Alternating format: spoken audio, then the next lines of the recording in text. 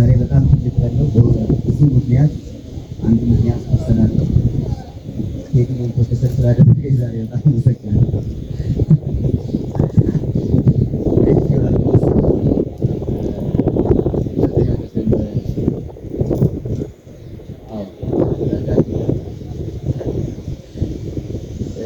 ያለንበት የአካዳሚ አንትን ስላልሆነ ይባላል።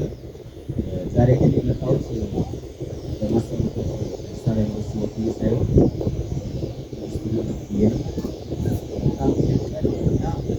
ቀን ስለሆነ ማመስገን ምስጋና ሰውን ያበረታል፣ ሰውን መንፈሱን ያሳድጋል፣ የበለጠ እንዲሰራ አስተዋጽኦ አለው እና ምስጋናው የመጀመሪያው ምስጋና ለአዲስ ሚዲያ ኔትወርክ ነው።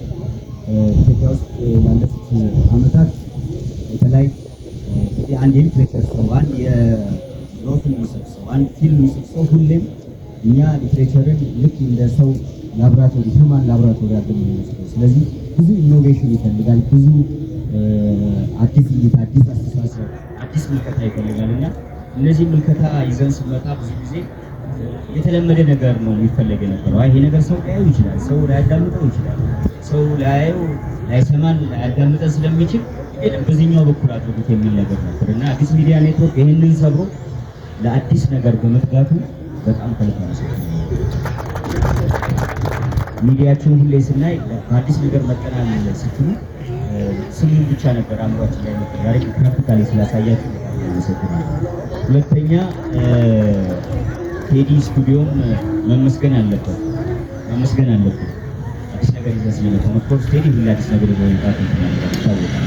ሰው በአጠቃላይ ዛሬ የመጣንበት ነገር ተከታታይ የቴሌቪዥን ድራማ ሳይሆን ተከታታይ የቴሌቪዥን ፊልም ነው መስራት ያስፈልጋል። ለምንድን ነው ባለፉት በጣም በርካታ ዓመታት ታሪኩን ስናየው የተከታታይ የቴሌቪዥን ድራማ ነበር የሚባለው። ለምን አሁን ግን በዝግጅት ቴክኖሎጂ በደንብ ስላገዘው ተከታታይ ድራማ የሚለው ቀርቶ አሁን ፊልም ነው። ስለዚህ አንድ ነገር ኤፒሶዶቹ ይቀጥላሉ፣ ግን ልክ እንደ ፊልም ነው የሚቀርበው።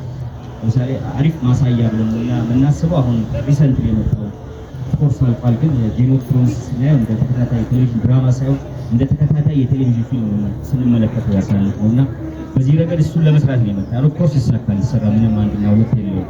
ከዚህ ባሻገር ግን ሌላ አዲስ የሚያደርገው ሌላ ለየት ነገር የሚያደርገው ይሄ ሾው የአክቲንግ ታለንት ውድድር አለ። የአክቲንግ ታለንት ውድድር ስንል ተወዳዳሪዎቹ ተወዳድረው የሚቀሩበት ሳይሆን ልክ ዓለም ላይ እንዳለው ትሬንድ ተወዳድረው ያሸነፉት በተከታታይ የቴሌቪዥን ድራማ በውብ አዲስ ሜጀር ካራክተር የሚጫወቱበት መድረክ ይፈጥራል። ይሄ እስካሁን ድረስ አላየሁም፣ አለ ግን ይቀጥላል። ኦልሞስት ለመጀመሪያ ጊዜ ነው ማለት ነው። ኦፍኮርስ ኦዲሽን አለ፣ ግን ኦዲሽን እና እኛ አሁን የምንሄድበት መንገዱ በጣም ነው የሚለያየው። ስለዚህ ይዘን የመጣነው ነገር በአጭር አላበዛም። መምህር ስለሆንኩ አንድ ማይክ ከሰጣችሁ ሊያደርግ ይችላልና አላበዛም። ካበዛው ምናልባት ነፋሻ አየሩ በጣም ስለሚያምር ሁላችሁ ኤክስኪዩዝ ሰርቪስ በምንድን ነው የምንለየው?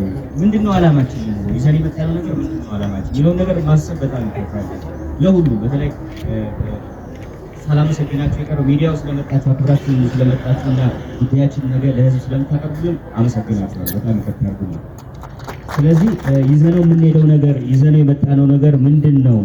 ምን አይነት እንትን አለው፣ ዓላማ አለው፣ ምን አይነት ጠቀሜታ አለው የሚለው ሁለት ነገር አሳጥረዋል። ውስጥ ሰብሰብ ያለ ነገር እንዲኖር አድርጌ ነው። ምንድን ነው ዓላማው?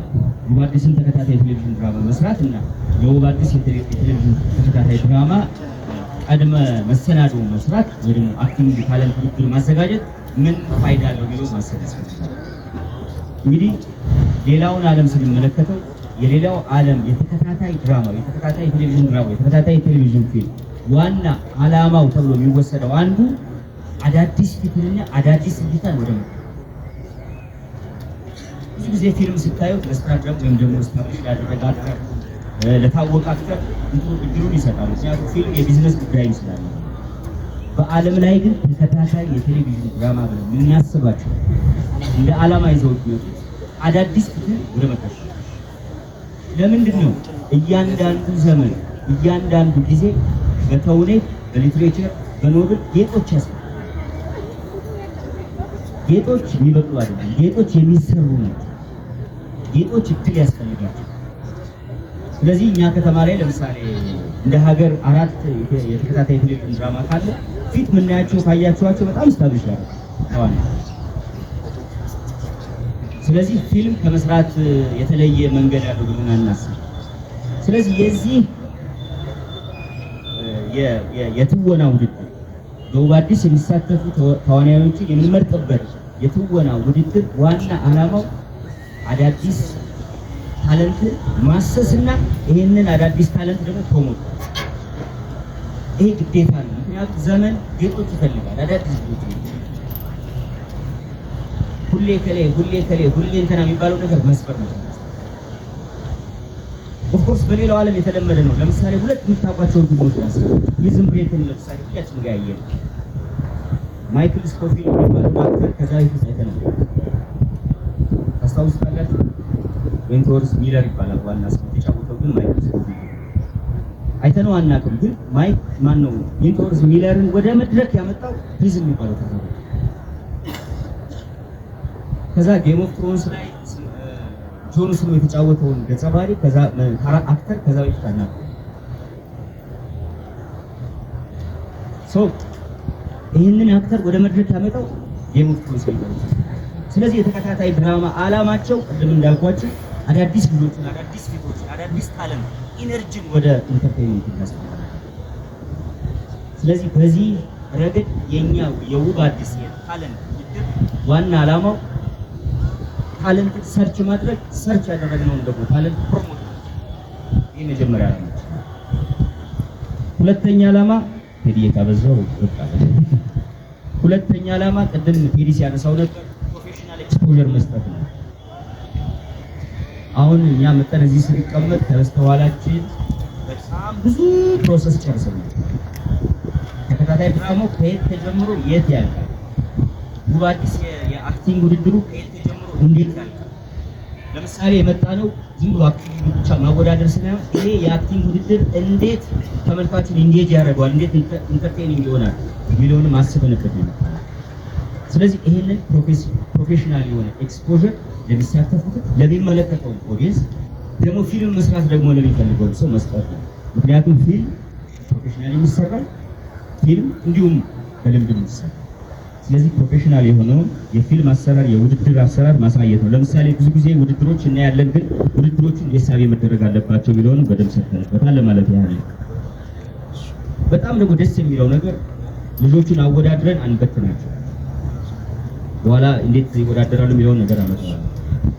በተለይ ከአንደኛ ከሴት አንደኛ የወጣውን አዲስ ታለንት የውብ አዲስ ተከታታይ ድራማ መሪ ገጸ ባህሪ እንዲጫወቱ ይሰጣቸዋል።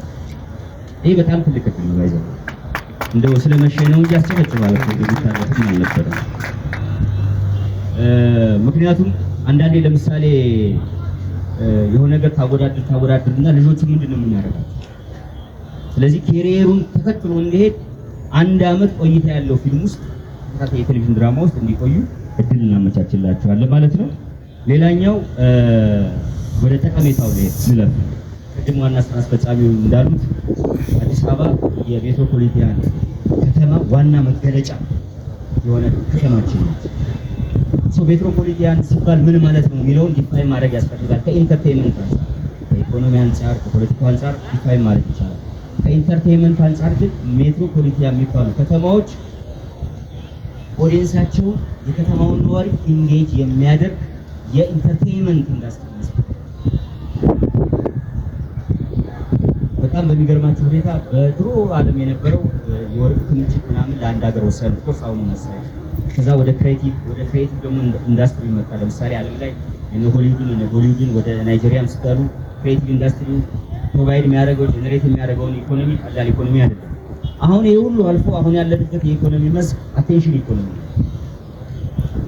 አቴንሽን ትፈጥራለህ። ይሄንን አቴንሽን ዓለም ላይ የአቴንሽን ኢኮኖሚ ይሄ በሙሉ ተጠቃሎ ጋር ያርፋል። ስለዚህ ሜትሮፖሊታን ከተማ በባህሪው ኢንተርቴይንመንት እንዲያድስ ይሄ ደግሞ ይዘን የመጣው ውብ አዲስ ተከታታይ ቴሌቪዥን ድራማ ነው። ውድድሩ የታለንት ውድድሩ እንደ አንድ ግብዓት ይሰራል። ስለዚህ የሚመጥን ነገር ነው። ጠቀሜታውም ኦብጀክቲቭ በሱ ጋር አጋጭ ታያይዙ ትችላላችሁ። ሌላኛው ጠቀሜታው እንግዲህ ወጣቶቹ በደንብ ኢንጌጅ እንዲያደርጉ ኦዲየንስ ኢንጌጅ እንዲያደርጉ እድል ይሰጣል ለማለት ያህል ነው። በተመልካች ዘንድም ኤክሳይትመንት ይፈጥራል። እንዳልኳቸው ፊልም ሲያይ ተከታታይ የቴሌቪዥን ድራማ ሲያይ ውድድሩ ወደኋላ መለስበታለሁ። ውድድሩ እኛ ዳኛ ሆነን ብቻ የምናልፈው ሳይሆን ኦዲየንሱ ተመልካቹ 50% ስላለው ዳኝነት ስላለው ቤት ቁጭ ብሎ አዲስ ሚዲያ ኔትወርክን በደንብ እንዲከታተልና እንዲያይ ያስገድደዋል። ሰው ከሱ አንፃር እናየው እንችላለን። በአጠቃላይ የያዝናቸው ሁለት የተለያዩ የሚመስሉ ግን በአንድ ቋት ውስጥ የምናስቀምጣቸው ውድድርና ተከታታይ የቴሌቪዥን ድራማ መስካቸውና አካሄዳቸው ምን ይመስላል የሚለውን ባጭሩ ለማስቀመጥ ያህል በተለይ የአክቲንግ ውድድሩ 3 ወር ይወስዳል። ስለዚህ 12 ኤፒሶድ አለ። ሰው ከነገ ጀምሮ ቤቱ ቁጭ ብሎ እድሉ እኮ የለኝም፣ እንዴት አድርጌ ነው አክተር መሆን የምፈልገው፣ እንዴት አድርጌ ኬሪየሬን አሳድጋለሁ ለሚል በሙሉ የመጣ ስለሆነ ቴዲ ስቱዲዮ መጥቶ እንዲመዘገብ በሩን ከፍተናል። ከዛሬ ጀምሮ ከፍተናል። ነገ ከጠዋት ጀምሮ እስከ 11 ሰዓት በስራ ሰዓት በሙሉ ቅዳሜና እሑድን ጨምሮ ከፍተናል። ቴዲ ስቱዲዮ የት እንዳለ የገጠር ልጅ ነው ፕሮግራም አሁን ተካፍኛልና ቴዲ በኋላ የት እንዳለ ቦታው እንግዲህ ይነግራቸዋል። ስለዚህ ወጣቶቹ እንዲመዘገቡ ድል እንከፍታለን።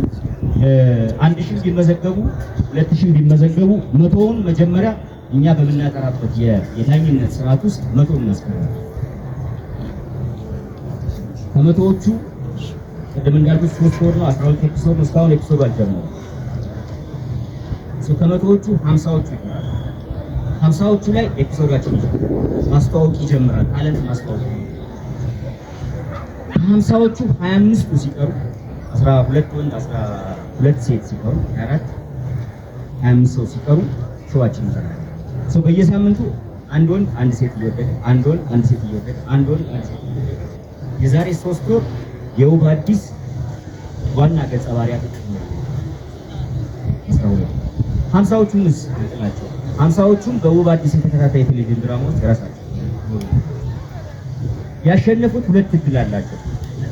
እቺ ነገር በደንብ ስለ ያሸነፉት 2 ነገር አላቸው። ቅድም ፕሮፌሽናል ኤክስፖዠር ተሰጣቸዋለሁ ብለን ያሸነፉት ተከታታይ የቴሌቪዥን ድራማ ውስጥ መሳተፍ አንድም የአክቲንግ ጨዋታዎችን መልመድ ስለሆነ ትልቅ ፕሮፌሽናል ኤክስፖዠር ይኖራል። አንዱ ሁለተኛ በዚህ የውብ አዲስ የአክቲንግ ታለንት ውድድር ያሸነፉ ወንድና ሴት ተዋናያን ኢመርጂንግ ወጣት ልጆች ለእያንዳንዳቸው 1 ሚሊዮን ብር። ይሄ ታይቶ አይታወቅም። ታሪክ ነው ባይዘው የዛሬ 10 ዓመት የታሪክ ጸሐፍት ሲጽፉት አዲስ ሚዲያ ኔትወርክ በኢትዮጵያ ውስጥ ለአክተሮች 1 ሚሊዮን ብር ሸለመ ተብሎ ይጻፋል። ስለዚህ አዲስ ነገር አይደለም። ይሄ ነገር አስጨበጨበ ነው አንወዳደርም ብላችሁ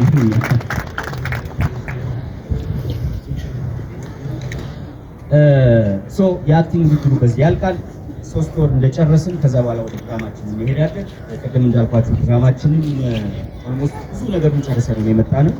ይህንን አውቃችሁ እንድትሄዱ የተዘጋጀ የብሪፊንግ ሴሽን ነው። ምናልባት ያልተመለሱ ነገሮች ካሉ ወደኋላ እንመለስባቸዋለን።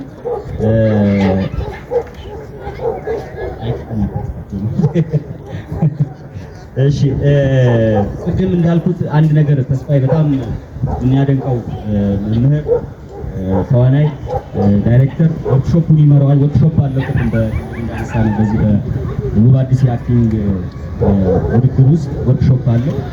ወርክሾፕ ምን ሊመስል ይችላል የሚል ነጥብ እንዲያነሳ መድረኩን ለተስፋዬ ይለቃለሁ። አመሰግናለሁ።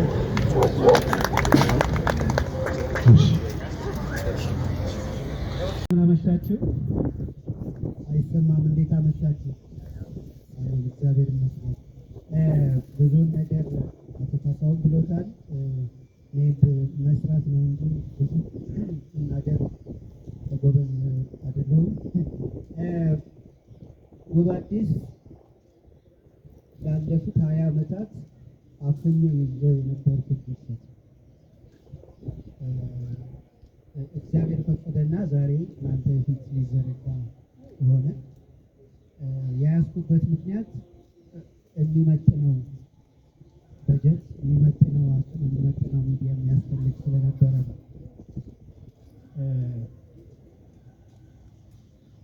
አይ ቲንክ አጋጣሚዎችን የእግዚአብሔርን ፍቃድ ሆነና መጨረሻው ኤኤምኤን ሚዲያ ሆነ። ያም በመሆኑ እጅግ በጣም ደስተኛ ነኝ። ምክንያቱም ይህ ዘመን ማለት ይህ ጊዜ ማለት አዲስ አበባ እንኳን ለጎብኚዎች ለነዋሪዎቹም ግራ በሚያጋባ ሁኔታ እየተለወጠች ነው። ይህንን ለውጥ ተከትሎ እንዲህ አይነት ፊልም ማሳየት መቻል ደግሞ ብሌሲንግ እና ስለ ሁሉም ነገር እግዚአብሔር ይመስገን።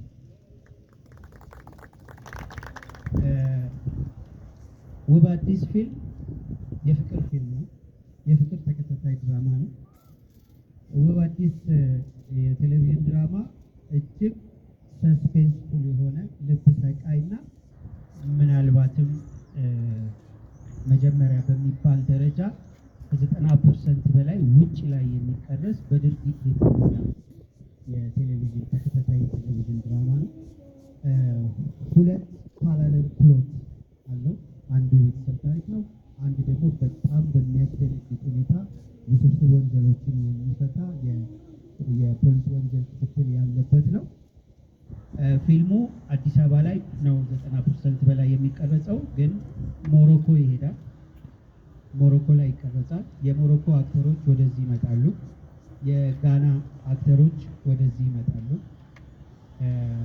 ስለዚህ ኢንተርኮንቲኔንታል የሆነ ፊልም ነው ማለት ነው። የአዲስ አበባ ላይ ብቻ ተወስኖ የሚቀር አይደለም። የኢንተርፖል ስራ አለው። በጣም ልብ የሚሰጥ የፖሊስ ክትትል አለው። በጣም የሚያጓጓ የፍቅር ታሪክ አለው። እንደገና ደግሞ በጣም አስተማሪ የሆነ የቤተሰብ ታሪክ አለው።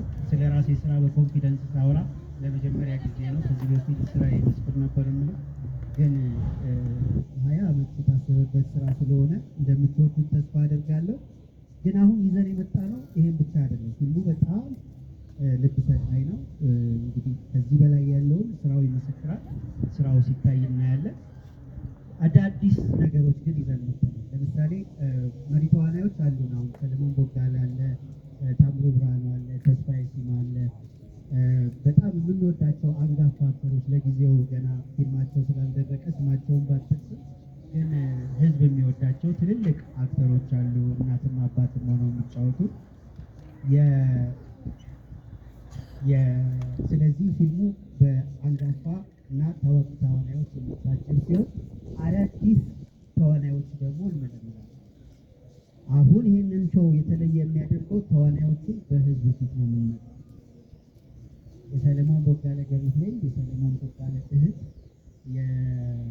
እነዚህ ታላላቅ አንጋፋ ተዋናዮች ልጅ ሆነው የሚጫወቱት የፊልሙ መሪ ተዋናዮች በህዝብ ፊት ተመርጠው 50% በምርጫ በህዝብ ድምፅ 50% በዳኞች በሆነ ሁኔታ ተመርጠው ሙሉ ለሙሉ ሾው እየታየ ህዝብ እያያቸው የሚመረጡ ካስቶች ይኖሩናል። እሱም በተመለከተ የሾው ረነር ፕሮፌሰር ተስፋዬ እሸቱ ስለሆነ ዝርዝሩን ይሰጣቸዋል። በቅርቡ በጣም ደስ የሚል ነገር ሪሞት ኮንትሮላችሁን ወደ ሌላ ቴሌቪዥን የማያስቀይር ጥሩ የቴሌቪዥን ድራማ ይዘንላችሁ እንደምንመጣ ተስፋ አደርጋለሁ። ይህን ለመፈጸም ደግሞ ፈጣሪ ይርዳን። አመሰግናለሁ። ኔትወርክ የዛሬ 2 ዓመት ገደማ ኢንተርቪው አድርጎ ነበርና እባክህ ከአዲስ ስራ ጋር ና ሲሉኝ ያልኩል ከነከረ ነበርና በዚህ አጋጣሚ ቴዲ ስቱዲዮ ይህንን አዲስ ስራ እኛን ወክሎ ስላቀረበልን በጣም ነው አመሰግነው። ቴዲ በጣም የሚገርም ሰው ነው ለኔ። ይሄ 3ኛ ስራ ሰራ ነው። የመጀመሪያው አባይ ቨርሰስ ቬጋስ እና አባይ ቨርሰስ ቬጋስ ላይ እኔን ካስት ሲያደርገኝ አሜሪካ ነገር እና አሜሪካ ነገር በጣም በሚገርማችሁ ምክንያት ሆሊውድ ማነው ሎስ አንጀለስ ሃሊውድ አጠገብ ነው የሚያደርገው እና ቀረጻው ሲደረግ ቀረጻውን የሚያደርጉ እንደ ከሲሱ አሲስታንት ረዳቶች በሙሉ ፈረንጆች ናቸው። ማንያን ከኛ ጋር የሚሰሩ በሙሉ ነጮች ናቸው። እዛው ሃሊውድ አካባቢ ነበሩ እና በጣም ነው የደነቀኝ። እኔ የምኖረው ካሊፎርኒያ ሆኖ ኦክላንድ ቤኤሪያ ይባላል። ኦክላንድ የሚባል ከተማ ነው እና በርሬ ነው ለአንድ ቀን ቀረጻውን አድርጌ ለመመለስ ሄድኩ። ግን አንድ ኢትዮጵያዊ ሰው መጥቶ አሜሪካን ሀገር ሎስ አንጀለስ ከተማ እንደ ፈረንጆቹ እንደ አሜሪካኖቹ ሌሎቹ ያልቻሉትን ነገር በማድረጉ እጅግ በጣም የተደነኩት እና አንድ ሳምንት ነው አብሬው የቆየሁት። በጣም ነው የደነቀኝ። ባግዘው ብረዳው በጣም ደስተኛ ነበርኩና በዚህ ሁሌ ደነቅ ነበር። እንደገና ደግሞ ስለ እናት ምድር የሚለውን ደግሞ ፊልም ላይ እንድጫወት ሲያደርገኝ በርካታ ቦታዎችን የሚሄድ እስከ ዞብል ተራራ ድረስ በመውጣት እጅግ በጣም በሚገርም ሁኔታ ሰራዊቶቻችንን እንዴት እንደሆኑ የማየት እድል ገጥሞኛል። በርካታ የኢትዮጵያ ከተሞችን አንዳንዶቹ በቲያትር ባጣቸው፣ ነገር ግን በዚህ ስራ ላይ በርካታዎችን የሰሜን ክፍል ለማየት እድል ገጥሞኛል እና እንደገና አሁን በአዲስ መልክ በአዲስ ስራ በውብ አዲስ ፊልም አዲስ አበባ ላይ አዲስ ሚዲያ ኔትወርክ ውስጥ ሲመጣ እጅግ በጣም ያስደንቀኝ እና ቴዲ አድናቆቴ እጅግ በጣም ለአንተ ያለኝ ከበሬታ እጅግ በጣም ትልቅ ነው። ስለዚህ አሁን ለየት የሚያደርገው ነገር ደግሞ ሌላው አሁን ፕሮፌሰር ተስፋዬ እንደገለጸው ዝም ብሎ በቀጥታ ካስት ተደርጎ ተዋንያኑ የሚጫወቱት ሳይሆን እኔ የተመረጥኩበት አንዱ ምክንያት በዚህ ከተማ ውስጥ በርካታ ፊልሞችን በመስራት በርካታ ቲያትሮችን በመስራት በርካታ በስነ ጽሁፍ መልክ መስክ ውስጥ ያሉ ጋዜጠኞችን ከ400 በላይ ኢንፍሉዌንሻል የሆኑትን ለ5 እና ለ6 ዓመታት ስላስተማርኩ ዛሬ ከተማዎች ውስጥ ወይም ሀገሪቱ ውስጥ የሚገኙ ባለሙያዎች በውጭም ማለት የኔ ተማሪዎች በመሆናቸው የተነሳ ምናልባት ይህ ሰው ሊረዳን ይችላል በሚልም አንድም ነው። ሌላው ደግሞ ተዋናይ አብሬ ፊልም ውስጥ እጫወታለሁ። ስለዚህ ልጆቹን እያስተማርናቸው ወጣቶችን አሁን ፕሮፌሰሩ እንዳለው አዳዲስ ፊቶችን እንፈልጋለን፣ አዳዲስ ታለንት እንፈልጋለን። ሁሌ ትላልቆቹ አንጋፋዎቹ ላይ ብቻ ሳይሆን አዲስ ትውልድ መምጣት አለበት ይህችን ሀገር ተረካቢ ነው።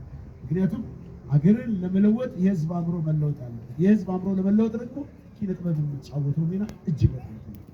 ስለዚህ የከተማችንን ውበት ሁሉ ለማሳየት እንዳለው ቴዲ ደግሞ በኢትዮጵያ ተዋንያን ብቻ ሳይሆን የሚሰራ ከሌጎስ ከካይሮ ይመጣል፣ ከሞሮኮ ሁሉ ይመጣል እና እጅግ በጣም ድንቅ ነገር ነው እና ብዙ ነገሮችን እናያለን፣ ብዙ ነገሮችን እንሰራለን፣ እናሰለጥናለን፣ እናስተምራለን፣ እናወዳድራለን፣ አሸናፊዎቹ እንሸልማለን። ከዛ በኋላ ፊልሙ ላይ ተስተሰረቀ። ይህ አዲስ ትሬንድ ስለሆነ ቴዲ በዚህ አጋጣሚ ፕሮፌሰሩን ጨምሮ በአዲስ መልክ ስለመጣን ስለመጣችሁ እጅግ በጣም ደስ ያለኝ። ከዚህ በኋላ እንግዲህ የሚመጡትን ጥያቄዎች አመሰግናለሁ።